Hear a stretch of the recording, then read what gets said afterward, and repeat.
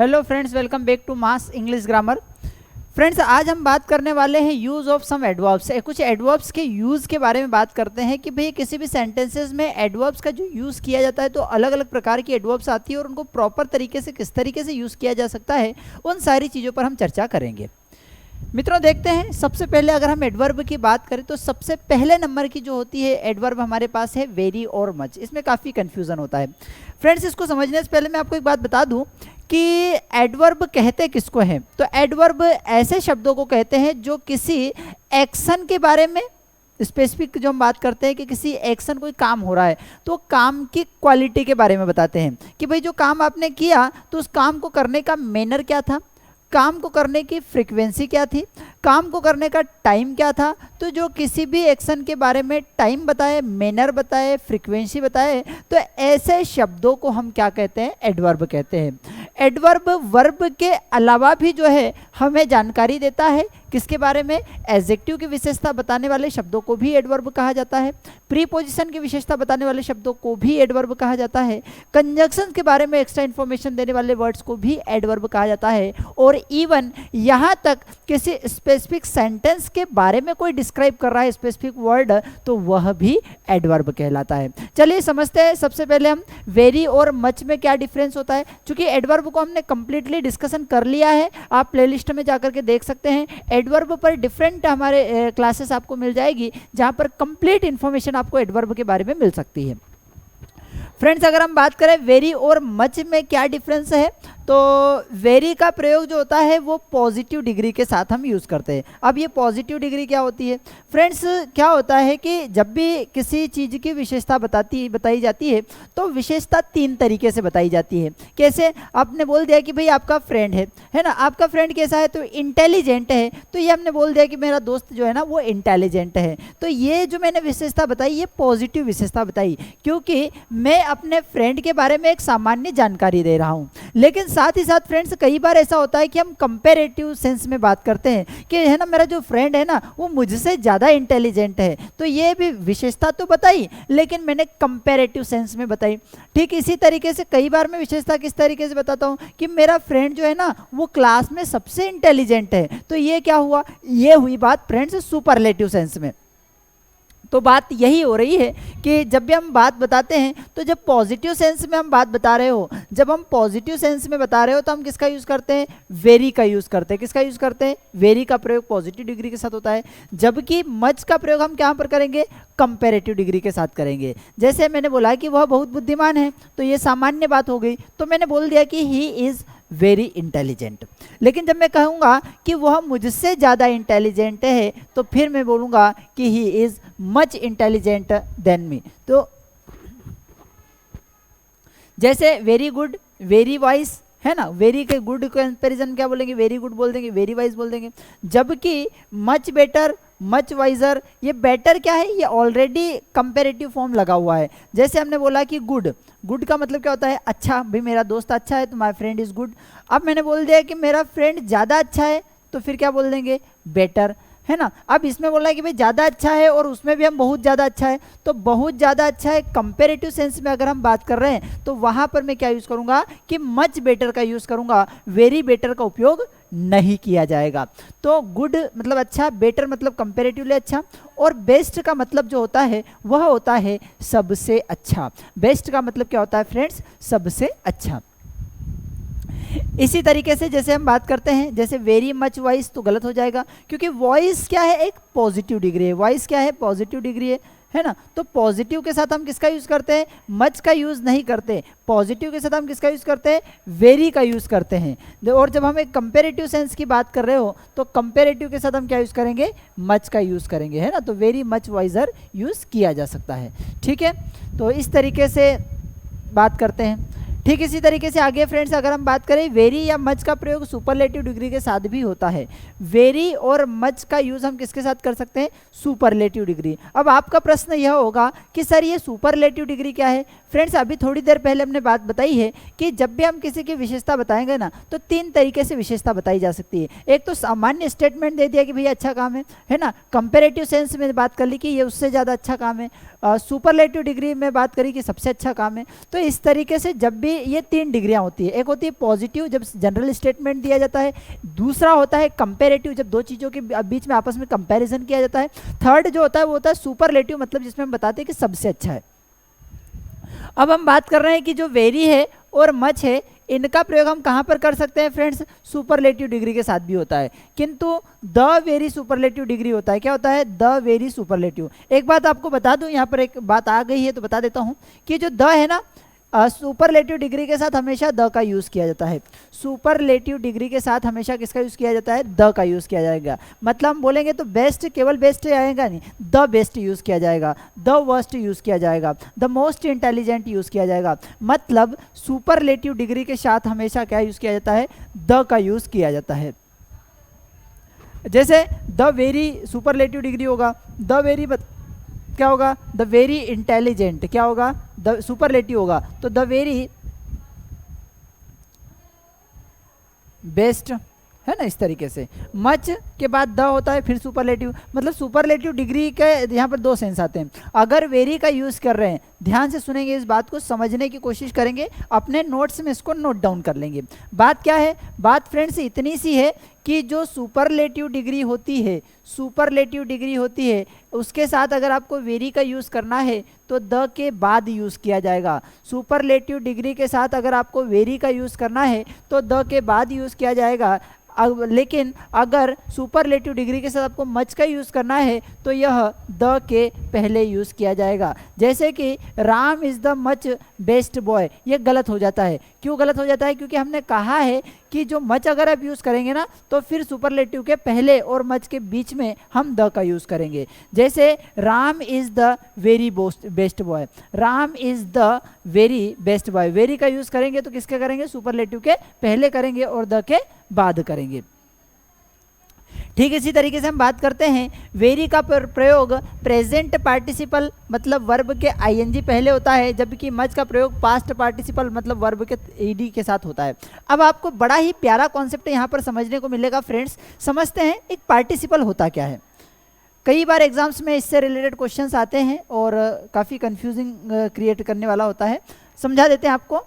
Participle जब verb के प्रकार की बात करते हैं, हम बात करते हैं कि वर्ब के प्रकार, किसकी बात करते हैं, वर्ब के प्रकार।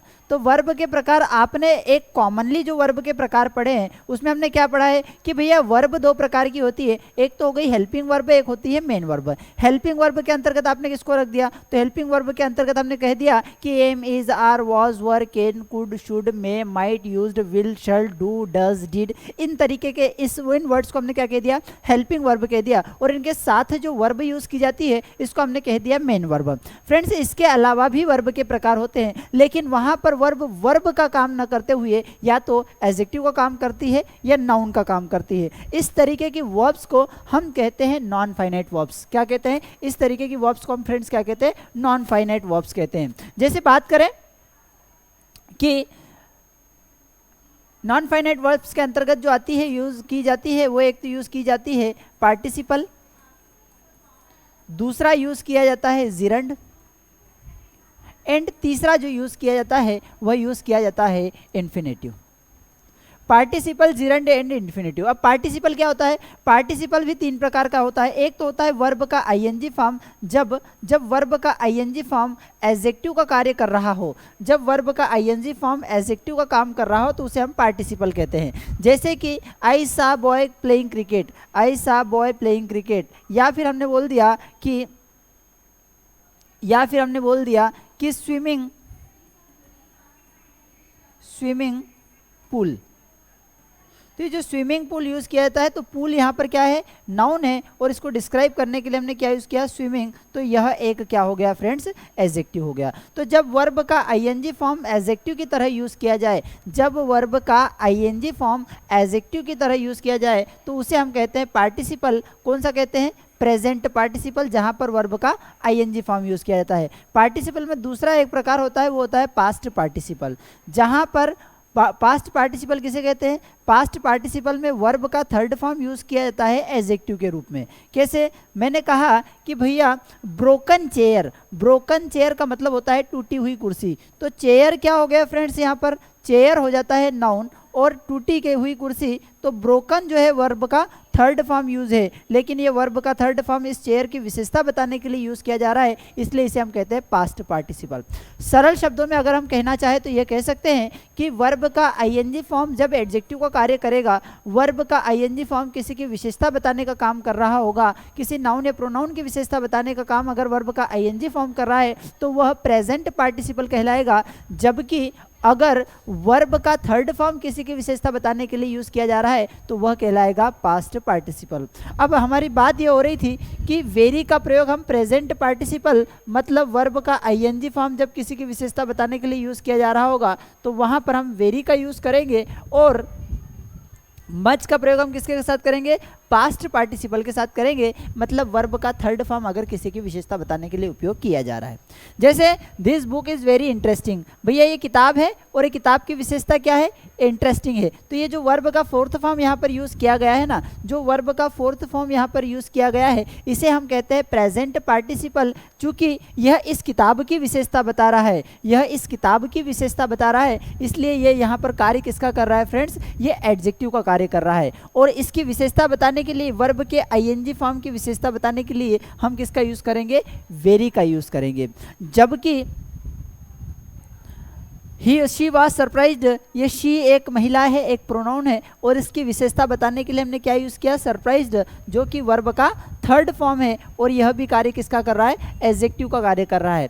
एडजेक्टिव का कार्य क्यों कर रहा है फ्रेंड्स, क्योंकि यह विशेषता बता रहा है, और जब वर्ब का थर्ड फॉर्म किसी विशेषता बताने का काम करेगा तो वह एडजेक्टिव कहलाएगा, चूंकि यह वर्ब का थर्ड फॉर्म है, और इसकी विशेषता बताने के लिए हम किसका यूज करेंगे, मच का यूज करेंगे। सरल शब्दों में अगर हम कहना चाहें तो वर्ब के आईएनजी फॉर्म की विशेषता बताने के लिए हम वेरी का यूज करेंगे, वर्ब के आईएनजी फॉर्म की विशेषता बताने के लिए हम वेरी का यूज करेंगे, जबकि वर्ब के थर्ड फॉर्म की विशेषता बताने के लिए हम मच का यूज करेंगे। आई होप आपको यह बात समझ में आ रही है। अगर आपको ये बात ठीक ठाक लग रही हो ना फ्रेंड्स, तो आप लाइक शेयर एंड सब्सक्राइब जरूर कर सकते हैं, और ये इसकी लिंक अपने फ्रेंड्स को साझा कर सकते हैं। आगे अगर हम बात करें, अगला है फेयरली और रेदर। फेयरली और रेदर दोनों शब्द हैं। सामान्यतः फेयरली का प्रयोग अच्छे के संदर्भ में किया जाता है कि भाई जब हम बोलते हैं कि भैया ठीक ठाक है, अच्छा काम किया, तो अच्छे के सेंस में हम किसका यूज़ करते हैं, फेयरली का यूज़ करते हैं। जबकि रेदर का जो सेंस यूज़ किया जाता है वह नेगेटिव के सेंस में किया जाता है। ठीक है, जैसे आई लाइक हरी, मैं भैया मुझे हरी बड़ा ही अच्छा बंदा लगता है, हरी जो है बड़ा ही अच्छा लड़का लगता है, बिकॉज क्योंकि वह टॉल है। अब टॉल है मतलब लंबा है, ठीक है। अब उसका जो पर्सनालिटी है वो ठीक ठाक लगता है, अच्छा लगता है, क्योंकि उसके लंबाई पर्याप्त लंबाई ही पर्याप्त ऊंचाई है, टॉल पर्याप्त है। अब ऐसे सेंस में मैं रेदर शब्द का यूज़ कर रहा हूँ, ठीक है। रेदर जबकि यूज़ किसके लिए किया जाता है, नेगेटिव सेंस में किया जाता है। अगर मुझे इसकी ऊंचाई, अगर उसकी लंबाई मुझे पसंद नहीं होती तो मैं यहाँ पर आई लाइक का यूज़ नहीं करता, बट चूंकि मैंने आई लाइक का यूज़ किया है, मतलब मैं पॉजिटिव सेंस में बात कर रहा हूँ कि वो मुझे बड़ा ही अच्छा लगता है, बड़ा ही मस्त लगता है। क्यों, क्योंकि वो पर्याप्त ऊंचाई है, लंबाई है। तो ये पॉजिटिव सेंस के लिए जब मैं यूज कर रहा हूं तो वहां पर मैं रेदर का यूज न करते हुए किसका यूज करूंगा, फेयरली का यूज करूंगा। तो दोनों का लगभग मीनिंग समान होता है, लेकिन नेगेटिव सेंस और पॉजिटिव सेंस को लेकर के डिस्कशन किया जाता है। ठीक इसी तरीके से भैया आई डोंट लाइक हरी, अरे भैया ये हरी मुझे बिल्कुल भी पसंद नहीं है। क्यों नहीं पसंद है, अरे बहुत ही ज़्यादा ऊंचा दिखता है, बहुत ही ज़्यादा ऊंचा दिखता है, उसका पर्सनालिटी ठीक ठाक नहीं लग रहा है। मतलब मैं जो बात बता रहा हूँ उसकी ऊंचाई को नेगेटिव सेंस में ले रहा हूँ, और जब उसकी ऊंचाई को मैं नेगेटिव सेंस में ले रहा हूँगा तो वहाँ पर फेयरली का यूज़ नहीं किया जाएगा, फिर वहां पर किसका यूज करेंगे, रेदर का यूज करेंगे। तो फेयरली और रेदर का सेंस लगभग समान होता है, लेकिन एक जो है पॉजिटिव सेंस के साथ बात की जाती है, दूसरे में नेगेटिव सेंस के साथ। तो फेयरली का यूज पॉजिटिव सेंस में किया जाता है, रेदरली का यूज नेगेटिव सेंस में किया जाता है, बाकी तो ठीक ठाक है। इसी तरीके से आगे हम बात करेंगे इनफ। इनफ का मतलब होता है पर्याप्त। इनफ का मतलब क्या होता है, पर्याप्त। सामान्यतः आपने सुना होगा इनफ का मतलब क्या है, इनफ चपातियाँ है, इनफ टाइम। तो चूंकि इनफ जो होता है ना फ्रेंड्स, इनफ एक ऐसा वर्ड है, इनफ एक ऐसा वर्ड है जो एडजेक्टिव का काम भी करता है, जो एडजेक्टिव का काम भी करता है और एडवर्ब का काम भी करता है।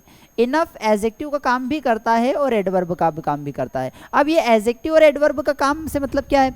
एडजेक्टिव और एडवर्ब के काम से तात्पर्य यह है कि एडजेक्टिव जो होगा वो किसी नाउन या प्रोनाउन की विशेषता बताने का काम करेगा।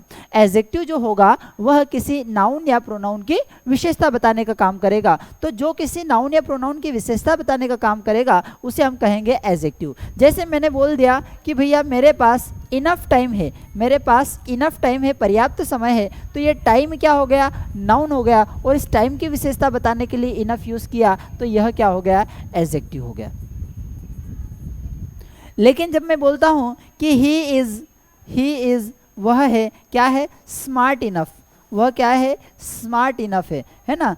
तो अब देखिए यहाँ पर ही है, वह है, उसकी विशेषता क्या है? कि वह स्मार्ट है। वह क्या है? स्मार्ट है, और इस स्मार्ट की विशेषता बताने के लिए मैंने इनफ यूज़ किया। अब चूंकि स्मार्ट ही की विशेषता बता रहा था इसलिए यह एक क्या था? एडजेक्टिव था, और जो एडजेक्टिव की विशेषता बताने का काम करता है, जो एडजेक्टिव की विशेषता बताने का काम करता है वह एडवर्ब कहलाता है। तो यहाँ पर इनफ जो यूज़ किया गया है वह एडवर्ब के रूप में यूज़ किया गया है।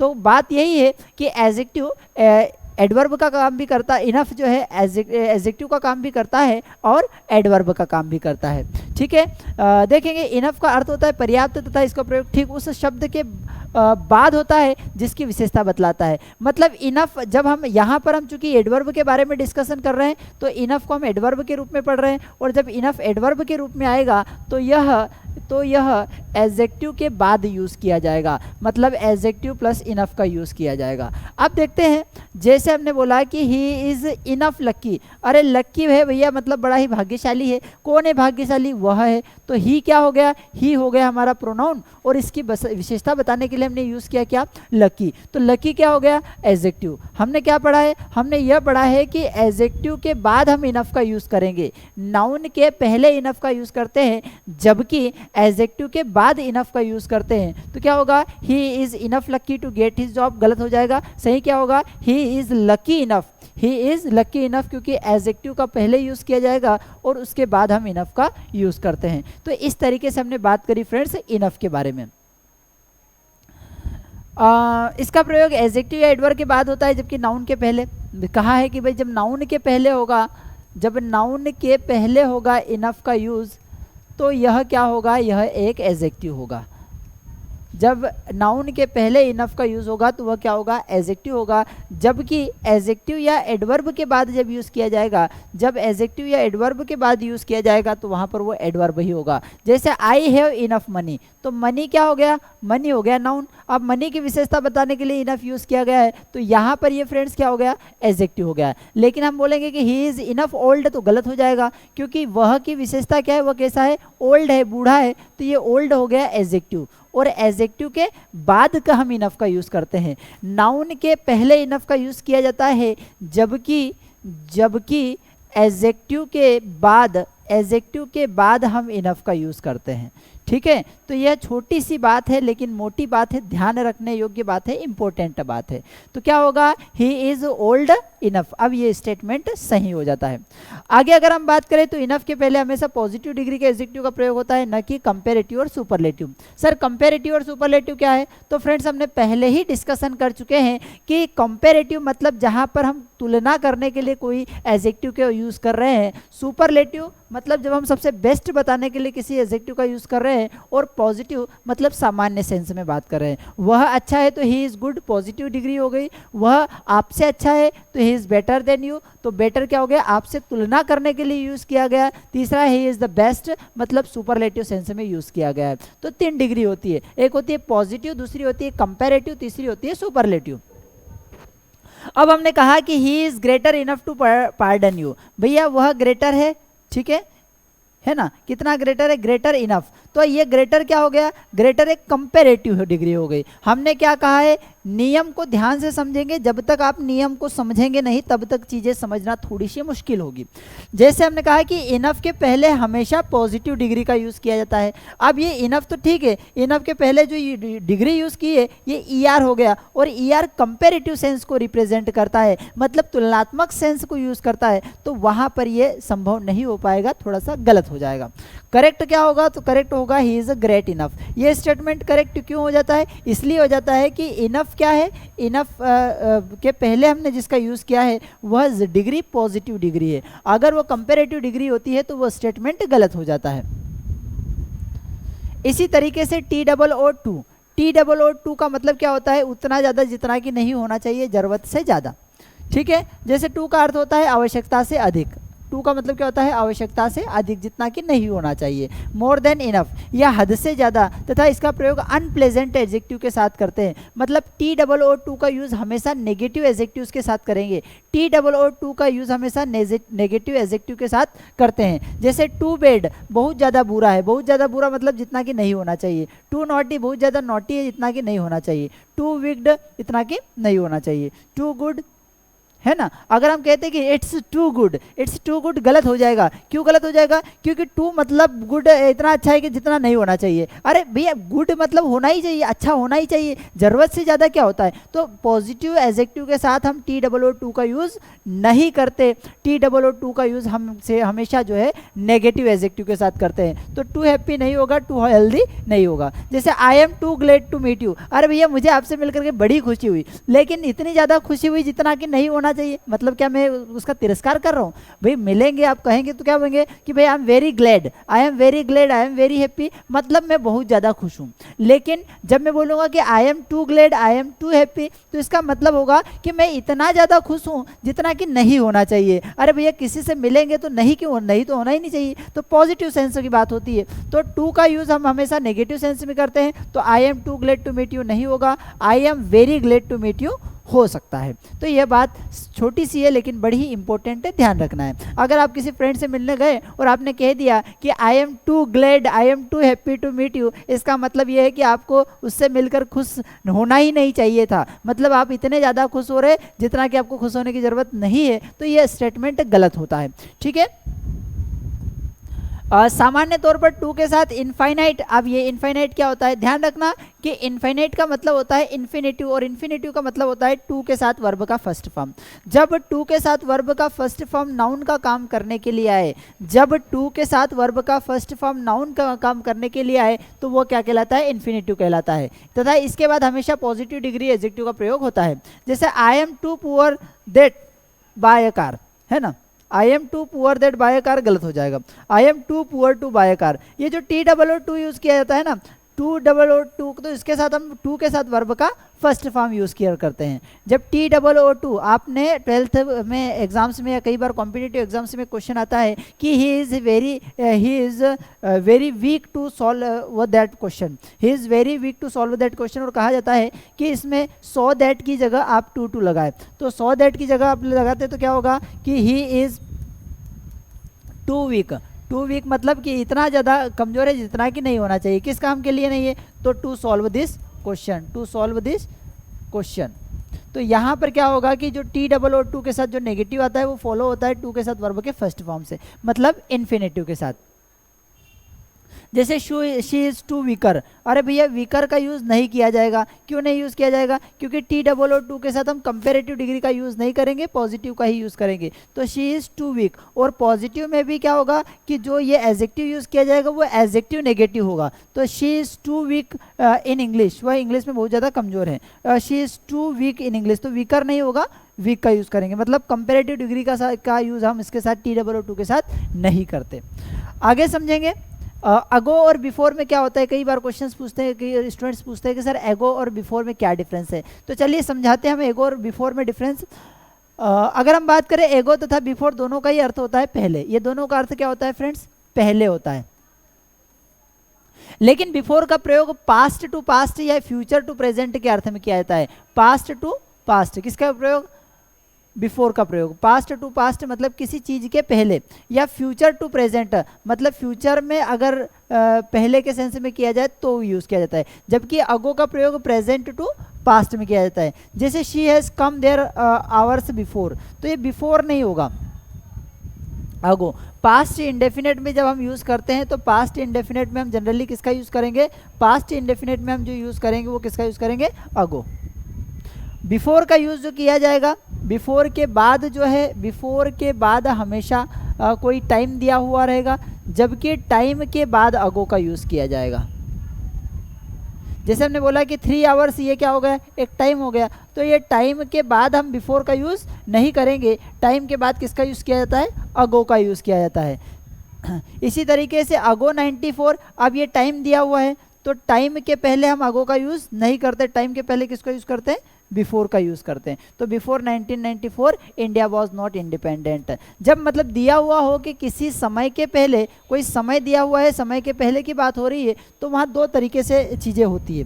पहला क्या होगा, अगो जब भी आएगा तो अगो जो है टाइम के बाद अगो यूज़ किया जाएगा, टाइम प्लस अगो, मतलब 2 डेज अगो, 2 वीक अगो। और बिफोर के बाद हमेशा टाइम आएगा, बिफोर के बाद हमेशा टाइम आएगा, मतलब before 3 year, before 2 year, before 1 hour. तो ये बात आपको ध्यान रखना है कि टाइम के बाद अगो आएगा और टाइम के पहले बिफोर का यूज़ किया जाता है। तो आई होप फ्रेंड्स ये जो क्लास थी आपको थोड़ी सी इन्फॉर्मेटिव लगी होगी, ठीक ठाक लगी होगी। अगर आप किसी भी कॉम्पिटेटिव एग्जाम की तैयारी कर रहे हैं तो ये क्लास बहुत ज़्यादा इंपॉर्टेंट है। एरर फाइंडिंग में सारे क्वेश्चंस यहाँ से आते हैं, तो ठीक ठाक लगा हो तो लाइक शेयर सब्सक्राइब कर सकते हैं। और दूसरा जो है हमारे डिफरेंट प्लेटफॉर्म से जहाँ से आप जुड़ करके अपने लैंग्वेज का कंप्लीट सॉल्यूशन प्राप्त कर सकते हैं। जैसे मास स्टडी का यूट्यूब चैनल जो हमारा है, मास स्टडी के नाम से, मास इंग्लिश ग्रामर के नाम से, कमलेश सर ऑफिशियल, मास ऑनलाइन स्कूल, ये अलग अलग हमारे प्लेटफॉर्म्स है जहाँ पर अलग अलग चीज़ों की प्रिपरेशंस होती है। जैसे मास स्टडी स्पेशली डिवोटेड है स्पोकन इंग्लिश को लेकर के, मास इंग्लिश ग्रामर आपको मिलेगा जहाँ पर स्पोकन ग्रामर से रिलेटेड और स्पोकन इंग्लिश से मिलेंगे, कमलेश सर ऑफिशियल जहाँ पर आपको मोटिवेशनल चीज़ें मिलती रहेगी, और मास ऑनलाइन स्कूल जो है स्कूल को डिवोटेड है, मतलब जहाँ पर स्कूल सब्जेक्ट्स और सारी चीज़ें डिस्कशन की जाती है। तो अगर आपको ठीक ठाक लगा हो तो लाइक शेयर एंड सब्सक्राइब जरूर कर दीजिएगा और अपने दोस्तों के साथ साझा कर दीजिएगा। Thank you.